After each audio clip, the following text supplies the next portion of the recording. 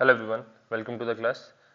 तो previous lecture में हमने रोल्स लॉ में जो पॉजिटिव और नेगेटिव डेविएशन है और उसी के बेसिस पे जो हमारे पास एजियोट्रॉप्स में मिनिमम बॉइलिंग एजियोट्रॉप और मैक्सिमम बॉइलिंग एजियोट्रॉप की फॉर्मेशन होती है वो सारा डिस्कस कर लिया था। आज हमारे पास नेक्स्ट टॉपिक है colligative properties. Colligative properties and abnormal molecular or molar mass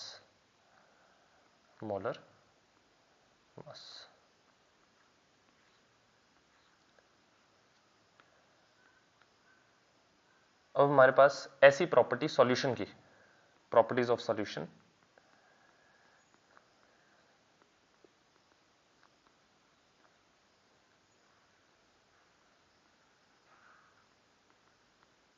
that depend upon the number of solute particles that depend on number of solute particles।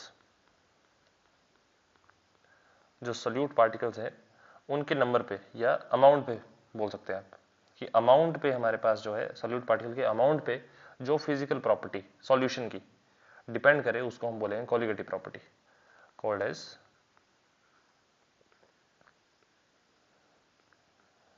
Colligative properties. उसको क्या बोल दिया? Colligative properties. लेकिन nature पे depend नहीं करेगा, solute के nature पे इंडिपेंडेंट है, लेकिन कितना अमाउंट सॉल्यूट का डाला है उस पर डिपेंड कर रही है। दैट मीन्स हमारे पास जो प्रॉपर्टी जिसकी हम बात कर रहे हैं that is a colligative property. ठीक है जी।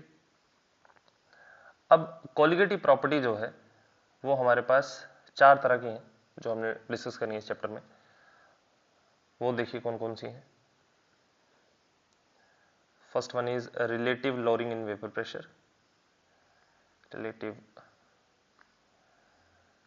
lowering of vapor pressure।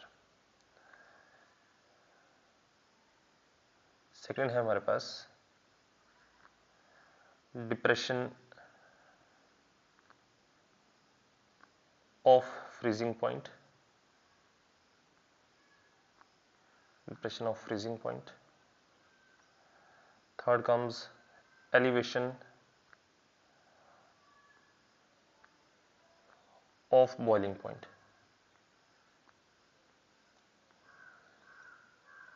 and last one is osmotic pressure। osmotic pressure one by one in चारों को जो है हम डिस्कस करेंगे। तो सबसे पहले हम बात कर लेते हैं relative lowering in vapour pressure की।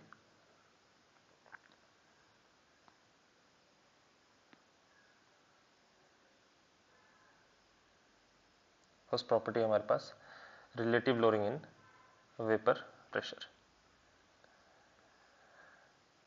अब जब हमारे पास एक नॉन वोलेटाइल सॉल्यूट जो है उसको हमने लिक्विड में ऐड कर दिया, एक नॉन वोलेटाइल सॉल्यूट जो है उसको लिक्विड में ऐड कर दिया, तो वेपर प्रेशर जो है सॉल्यूशन का वो हमारे पास कम हो जाता है as compare to the vapour pressure of the pure solvent.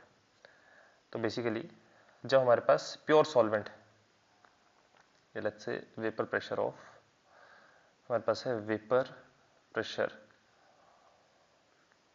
Of solvent जिसमें एक ही लिक्विड। अब ये लिक्विड जो है ये वॉलेटाइल है, लेकिन जब हमने इसमें क्या डाल दिया, सॉल्यूट ऐड कर दिया, तो हमारे पास सॉल्यूट प्लस सॉल्वेंट क्या बन गया, सॉल्यूशन बन गया। तो वेपर प्रेशर ऑफ सॉल्यूशन की बात होगी वहां पे।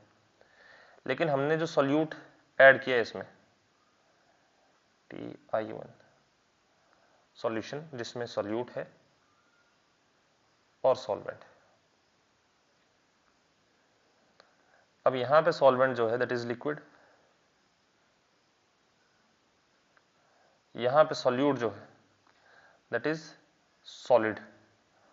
सॉलिड बोले तो non volatile, non volatile.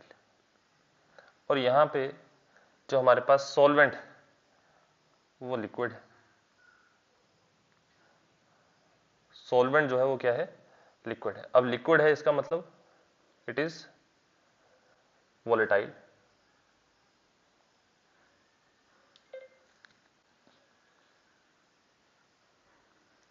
Liquid जो है वो क्या है, वोलेटाइल। ठीक है जी, ये भी यहां पे वोलेटाइल है, जिसकी वजह से हमारे पास जो वेपर प्रेशर था, यहां पे जो वेपर प्रेशर है that is due to solvent only. यहां पे जो सॉल्यूशन का वेपर प्रेशर है it is also due to solvent only, क्योंकि सॉल्यूट जो है ये तो सॉलिड स्टेट में है, सॉलिड स्टेट में तो नॉन वोलेटाइल होगा। नॉन वोलेटाइल इसका मतलब वेपर प्रेशर जो है क्रिएट नहीं कर पाएगा। इसकी वजह से हमारे पास जो वेपर प्रेशर ऑफ सॉल्वेंट वह ज़्यादा रहेगा एज कंपेयर टू सॉल्यूशन। ऐसे देखो हुआ किस वजह से, जब हमने सॉल्यूट ऐड कर दिया, सॉल्वेंट में सॉल्यूट ऐड कर दिया, तो हमारे पास जो सरफेस एरिया है वहां पे कुछ सरफेस एरिया जो है सॉल्वेंट एक्वायर कर लेगा। अब कुछ सरफेस एरिया जो सॉल्यूट एक्वायर कर लेगा, सॉल्यूट कुछ सरफेस एरिया जो एक्वायर कर लेगा, तो वो सॉल्वेंट को पूरी तरह से वेपराइज नहीं होने देगा।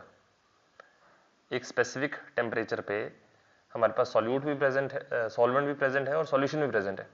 अब प्योर सॉल्वेंट में तो सारा का सारा सरफेस एरिया सॉल्वेंट ने एक्वायर कर रखा है, लेकिन सॉल्यूशन के केस में हमारे पास सॉल्वेंट के साथ साथ सॉल्यूट भी वहां पे प्रेजेंट होगा, और सॉल्यूट जो है वो वेपर फेज में नहीं जा सकता क्योंकि वो नॉन वोलेटाइल है।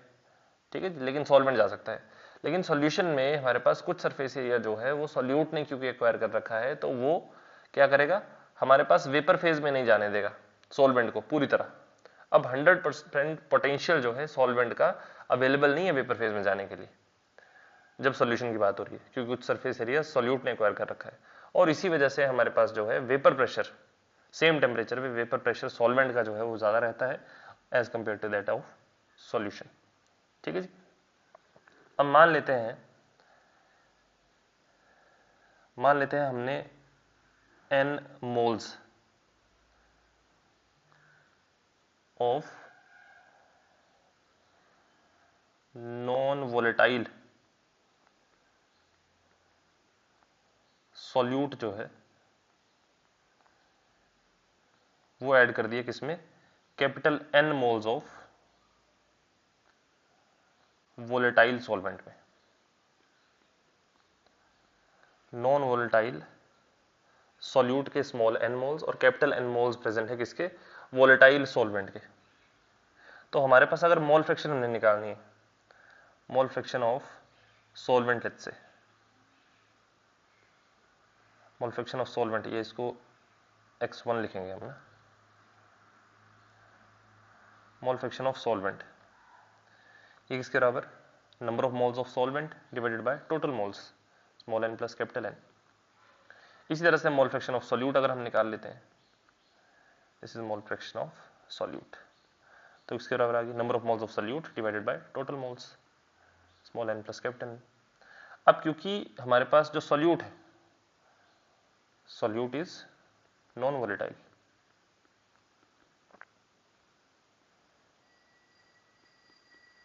सॉल्यूट जो है नॉन वोलेटाइल है, इसका मतलब इसका वेपर प्रेशर क्या होगा,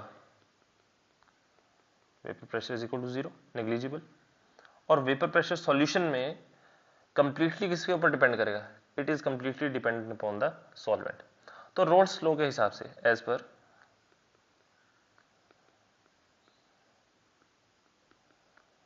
roles law, as per Raoult's law, जो हमारे पास वेपर प्रेशर ऑफ सॉल्वेंट है दैट इज P1, फर्स्ट जो है that is representing solvent, vapour pressure of solvent is equal to x1 mole fraction of solvent into P1 not. अब यहां पे P1 not क्या है, P1 naught is the vapour pressure of solvent in pure state, pure state में हमारे पास solvent का जो vapour pressure है दैट इज P1 नॉट। ठीक है जी। तो रोल्स लॉ के हिसाब से हमारे पास स्टेटमेंट आ जाती है कि P1 is equal to x1 P1 not. अब क्योंकि टोटल मोल फ्रैक्शन जो है, क्योंकि दो कंपोनेंट है x1 एंड x2, दोनों का मोल फ्रैक्शन को ऐड किया दैट इज इक्वल टू 1। अब यहां पे मैं x1 का वैल्यू पुट कर रहा हूं, कितना आ जाएगा, x1 is equal to 1 minus x2, 1 minus x2। अब ऊपर वाली इक्वेशन में अगर मैं ऐड कर दूं x1 का value, p1 is equal to 1 minus x2 times p1 naught, p1 is equal to 1 minus x2 times p1 naught. तो basically p1 divided by p1 naught is equal to 1 minus x2, और यहाँ पे x2 का मोल fraction किसके बराबर आ गया, p1 naught minus p1 divided by p1 not. इसको मैंने सॉल्व कर लिया। अब असल में यहाँ पे पता क्या चल रहा है, यहाँ पे जो इक्वेशन बनी वो क्या बता रही है, यहाँ पे पता चल रहा है कि हमारे पास relative lowering in vapour pressure, क्योंकि यहाँ पे P1 नॉट माइनस P1 है, P1 नॉट जो है वो मैक्सिमम वेपर प्रेशर है सॉल्वेंट का, और P1 क्या है, it is the vapour pressure in the presence of solute. तो कितना चेंज आया वेपर प्रेशर में with respect to the ideal, ये ओवरऑल टर्म हमें बता रही है relative lowering in vapour pressure, कितना वेपर प्रेशर जो है वो डिक्रीज किया। यहाँ पे this term is relative lowering of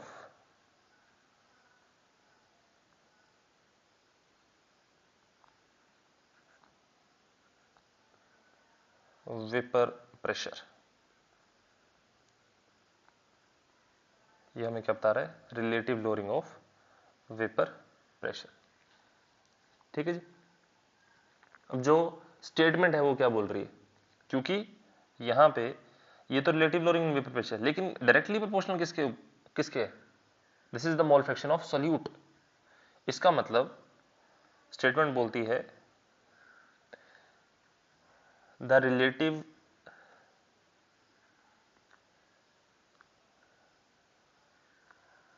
lowering of vapor pressure of a solution, solution का वेपर प्रेशर में जो डिक्रीज हुआ है, containing a non-volatile, containing a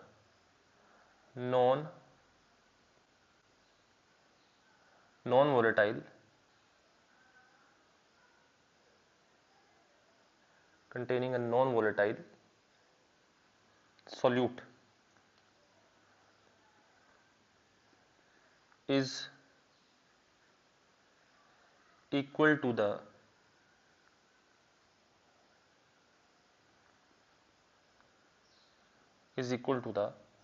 mole fraction of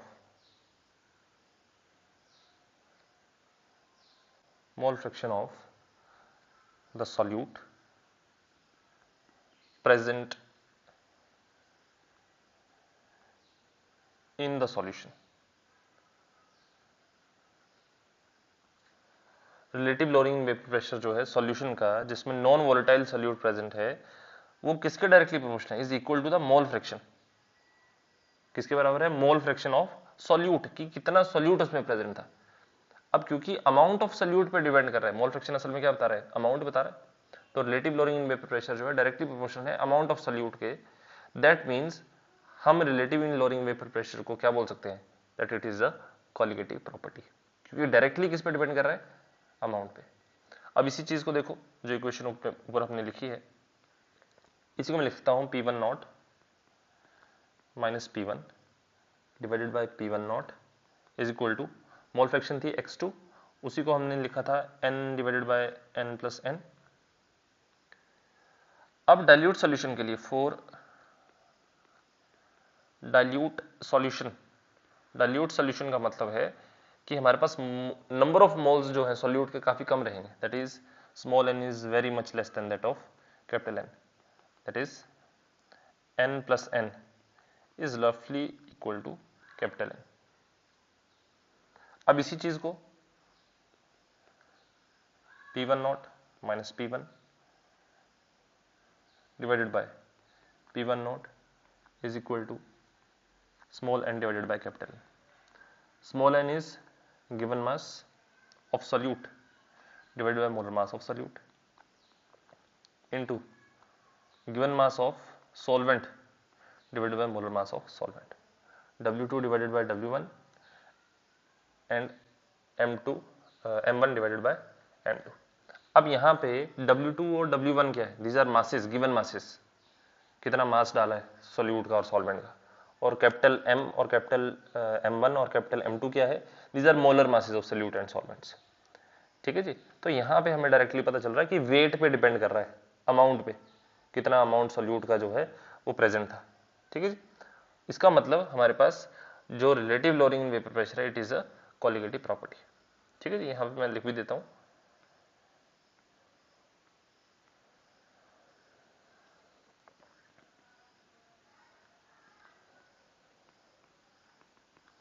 अब equations showing direct dependence on direct dependence on amount of solute, hence is a colligative property. ठीक है जी। इसीलिए क्या है, ये एक कोलिगेटिव प्रॉपर्टी। ठीक। नेक्स्ट है हमारे पास elevation of boiling point. Next is elevation of boiling point.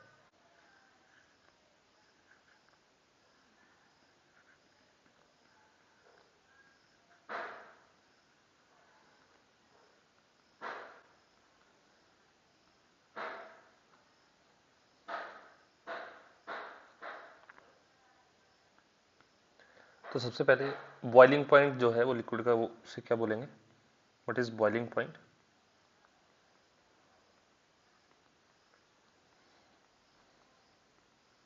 Of liquid. Boiling point of is liquid when vapour pressure of liquid, जब वेपर प्रेशर लिक्विड का है, it becomes equal to 760 mm of mercury, that is 1 atmospheric pressure के बराबर। जब हमारे पास vapour pressure हो जाए, उस समय पे लिक्विड जो है बॉईल करता है, और उसी टेम्परेचर को, जिस टेम्परेचर पे चेंजेस आ रहे हैं, उसको हम बोलेंगे boiling point of solution, boiling point of liquid. अब क्योंकि हम नॉन वोलेटाइल सोल्यूट ऐड करने हैं यहाँ पे भी, तो नॉन वोलेटाइल सोल्यूट जो है वो सॉल्वेंट को कंप्लीटली वोलेटाइल नहीं होने देगा। हमने क्या किया, एक प्योर लिक्विड लिया, उसको एक specific temperature, let's say T temperature पे हमने जो है लिक्विड को बॉईल कर दिया। प्योर लिक्विड है तो यहाँ पे मैं लिख रहा हूँ TB और ऊपर मैंने लगा दिया नोट।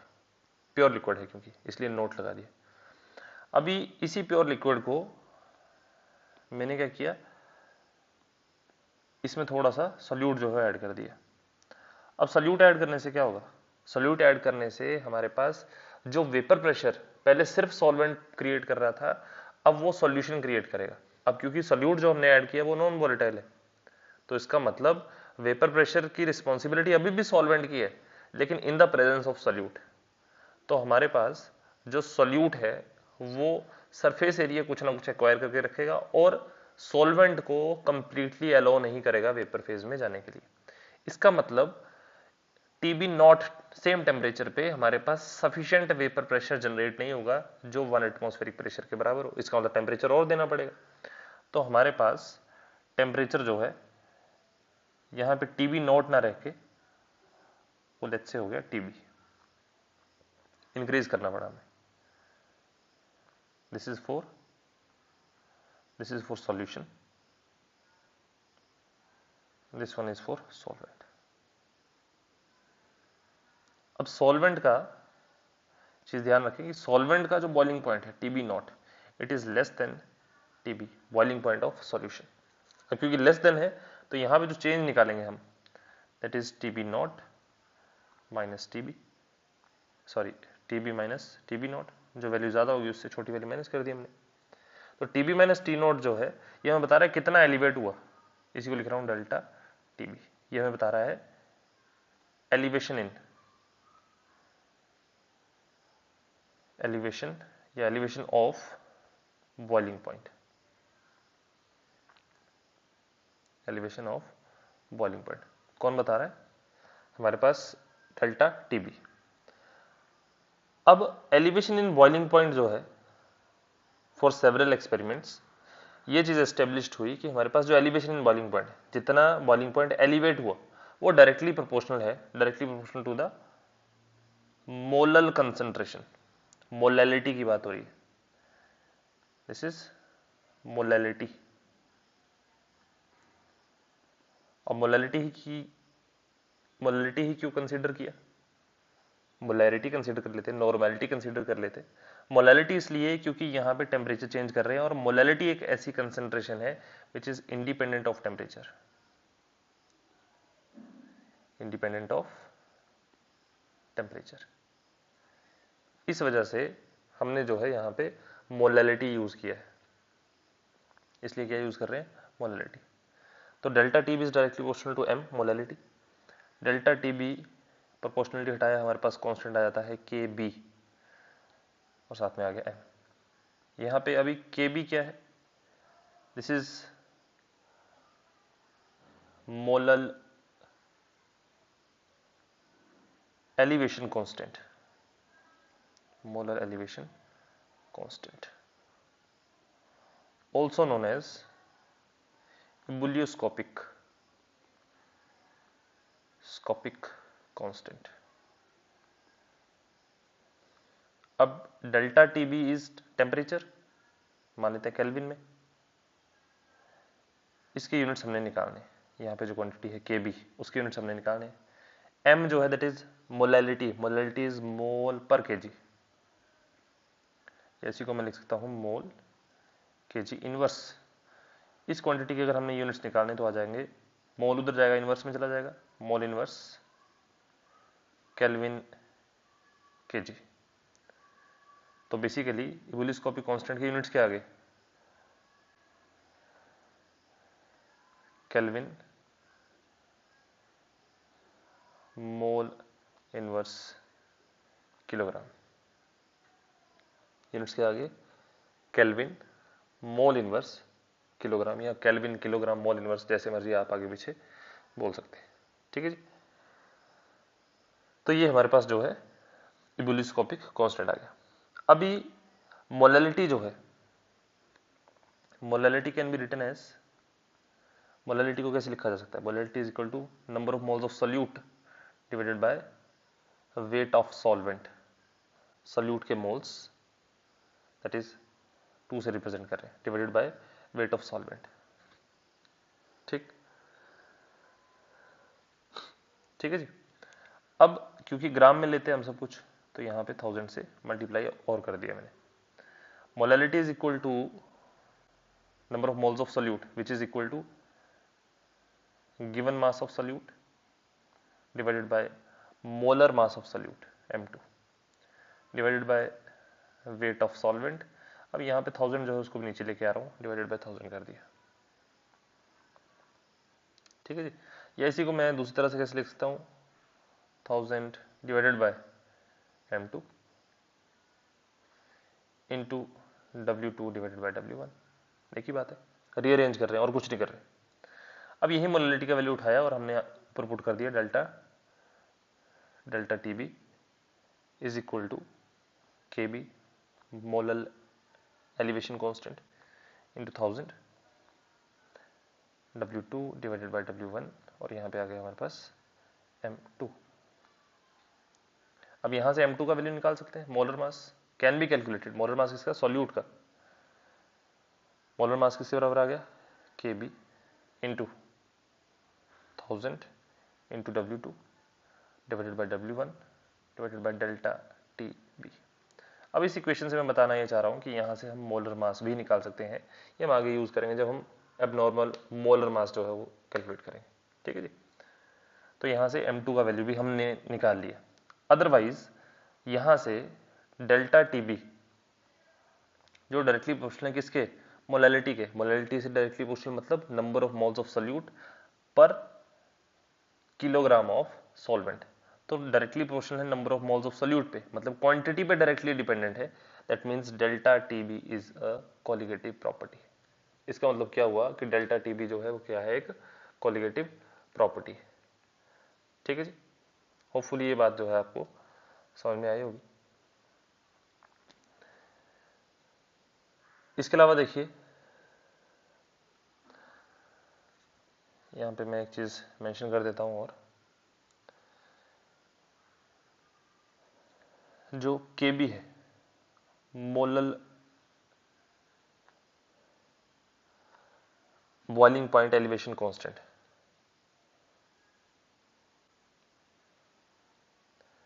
ये हमारे पास क्या है, ये हमारे पास है, it is defined as the elevation of elevation या in elevation in boiling point which may theoretically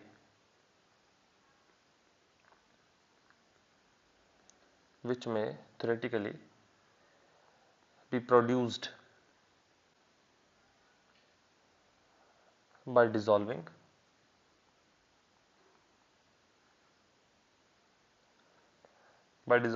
one mole of any solute in 1000 gram of solvent. 1000 gram of solvent में 1 मोल सोल्यूट का अगर ऐड किया तो वहां पे हमारे पास बॉइलिंग पॉइंट में एलिवेशन कितना आया, उसको हम बोलेंगे एबुलिस्कोपिक कांस्टेंट और molal boiling point elevation constant. ठीक है जी, तो हमारे पास elevation in boiling point of a solution जो है किसी नॉन इलेक्ट्रोलाइट के लिए, अब ये हमारे पास जो ऊपर हमने इक्वेशन लिखी है ये एक नॉन इलेक्ट्रोलाइट सोल्यूट के लिए। नॉन इलेक्ट्रोलाइट सोल्यूट का मतलब है कि हमारे पास जो सोल्यूट है that should not undergo any kind of association और dissociation in the given solvent. Given solvent में हमारे पास किसी भी तरह की एसोसिएशन या डिसोसिएशन जो है वो ना हो और ना केमिकली रिएक्ट करे, बोलने का मतलब। ठीक है जी, अगर हमारे पास एसोसिएशन और डिसोसिएशन होता है तो उसके लिए हम next topic that is abnormal molecular mass जो है वहां पे देखेंगे कि गिवन फॉर्मूला में क्या क्या चेंजेस जो है वो देखने को मिल सकते हैं। ठीक है जी, इसके अलावा हमारे पास है एक वैल्यू आपने याद रखनी है, केबी का value for water, it is equal to 0.52। वैसे जनरली क्वेश्चंस में गिवन होती है लेकिन फिर भी आप थोड़ा सा ध्यान रखें, केबी का वैल्यू जो है दैट इज 0.52। ठीक है जी, नेक्स्ट है हमारे पास डिप्रेशन ऑफ, थर्ड इज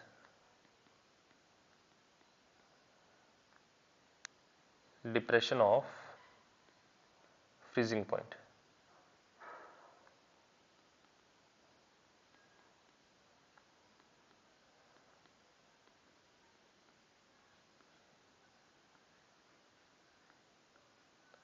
अब मान लेते हैं अगेन हमारे पास टी एफ नॉट जो है this is the freezing point of pure liquid. अब इसमें हमने सोल्यूट डाल दिया और वो सोल्यूट जो है नॉन वोलेटाइल है, तो क्या करेगा, टी एफ नोट पे ना फ्रीज होके उसको और कम टेम्परेचर चाहिए फ्रीज होने के लिए। ऐसा क्यों, क्योंकि जब हमने एक प्योर लिक्विड लिया है तो उसके क्रिस्टलाइजेशन जो है वो एक स्पेसिफिक टेम्परेचर पे होगी, लेकिन अगर हमने सोल्यूट ऐड कर दिया तो वो सोल्यूट जो है क्रिस्टलाइजेशन प्रोसेस में हिंड्रेंस क्रिएट करता है और क्रिस्टल, स्टेबल क्रिस्टल जो है उसकी फॉर्मेशन नहीं होने देगा सेम टेम्परेचर पे, सेम फ्रीजिंग पॉइंट टेम्परेचर पे। तो rather than at T F not हमारे पास गिवन सॉल्वेंट जो है वो फ्रीज नहीं हो पाएगा एट टी एफ नॉट, बल्कि हमें टेम्परेचर और ज्यादा डिक्रीज करना पड़ेगा तब जाके फ्रीजिंग होगी। इसका मतलब किसी सॉल्यूशन के लिए हमारे पास जो फ्रीजिंग पॉइंट है वो कम होता है। This is for solution, this is for solvent.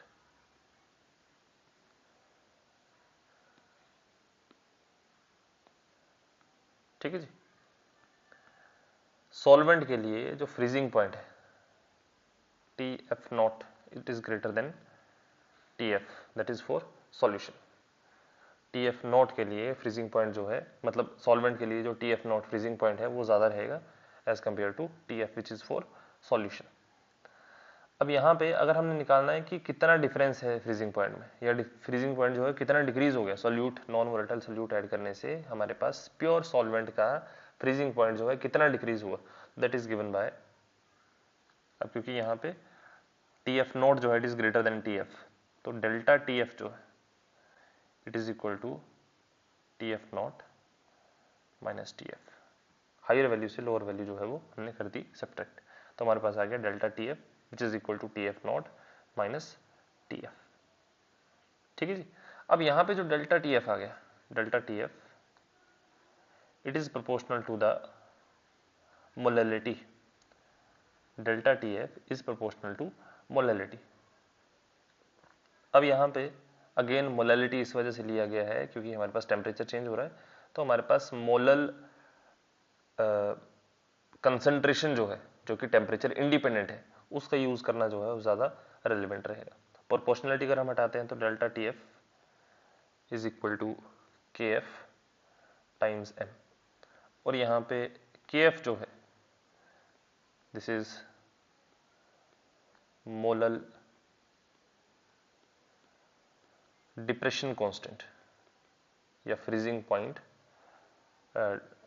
Depression, freezing point depression constant या मोलल डिप्रेशन कांस्टेंट भी इसको डायरेक्टली बोल सकते हैं। इसके अलावा इसी को बोलते हैं क्रायोस्कोपिक कांस्टेंट, इसी को बोलते हैं क्रायोस्कोपिक कांस्टेंट, और यूनिट्स जो है वो सेम रहेंगी, that is kelvin mole inverse kilogram, kelvin mole inverse kilogram. ठीक है जी। अब इसी चीज को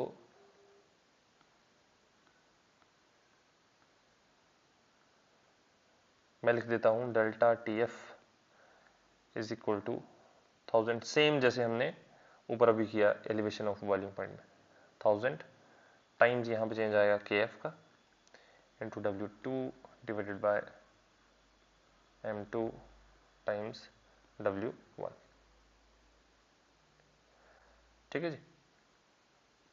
और हमारे पास जो KF का वैल्यू,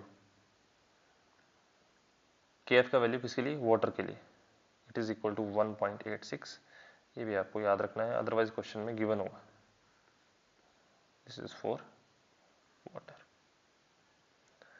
ठीक है, वाटर के लिए वैल्यू आपने ध्यान में रखना है, अदरवाइज क्वेश्चन में जो गिवन क्वेश्चन होगा उसमें आपको ये चीज प्रोवाइड करवाई जाएगी। ठीक है जी।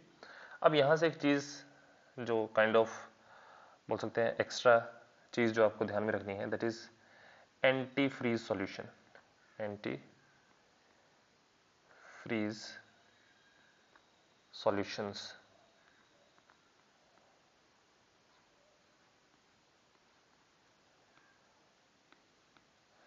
एंटी फ्रीज सॉल्यूशंस क्या है, अब गाड़ियों में रेडिएटर जो है वो उसका काम है कि उसमें जो पानी है वो पूरे सिस्टम में कूलिंग का काम करेगा।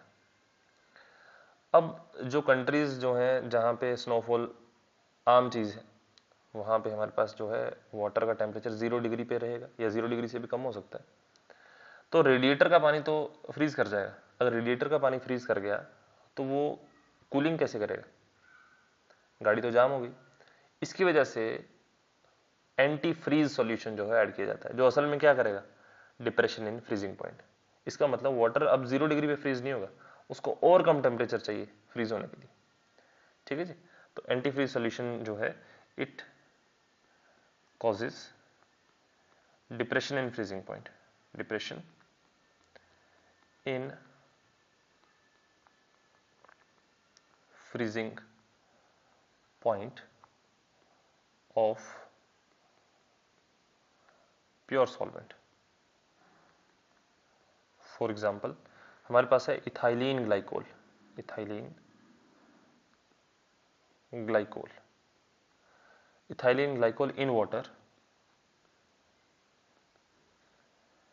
Behave as anti freeze solution. May be आप में से किसी ने इनकाउंटर भी किया हो, जो इथाइलिन ग्लाइकोल है वो लाइट ग्रीन कलर का होता है।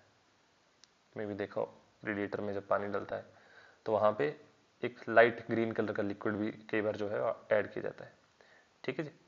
इवन इसके अलावा ग्लिसरोल जो है उसको भी as a anti freeze solution जो है यूज किया जाता है। ठीक है जी। उसके अलावा हमारे पास है फ्रीजिंग मिक्सचर।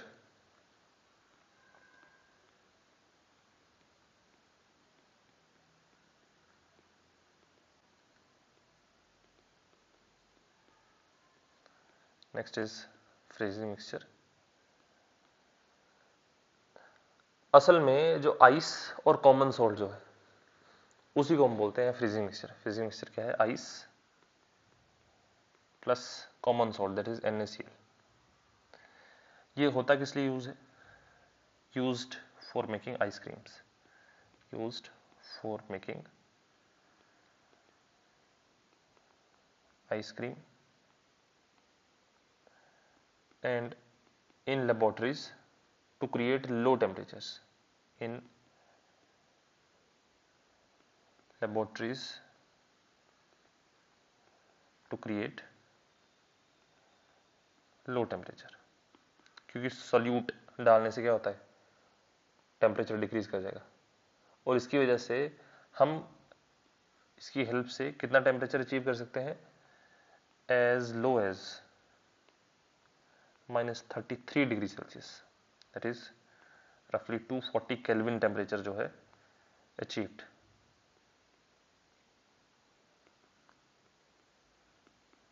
ठीक है जी। इतना लो टेम्परेचर जो है हम freezing mixture that is ice plus NaCl का यूज करके अचीव कर सकते हैं लेबोरेटरी में। ठीक है जी। तो ये हमारे पास दो बातें थी एक्स्ट्रा, एंटी फ्रीज सॉल्यूशन और फ्रीजिंग मिक्सचर के बारे में, जो आपको ध्यान में रखनी है। ठीक है जी। इसके अलावा आपके एंड पे कोई डाउट होगा तो बताएं, अदरवाइज हम मिलेंगे नेक्स्ट लेक्चर में। हमारे पास एक कोलिगेटिव प्रॉपर्टी रहती है दैट इज ऑस्मोटिक प्रेशर, उसके बाद abnormal molar mass and then chapter जो है फिनिश हो जाएगा। ठीक है जी। Thank you.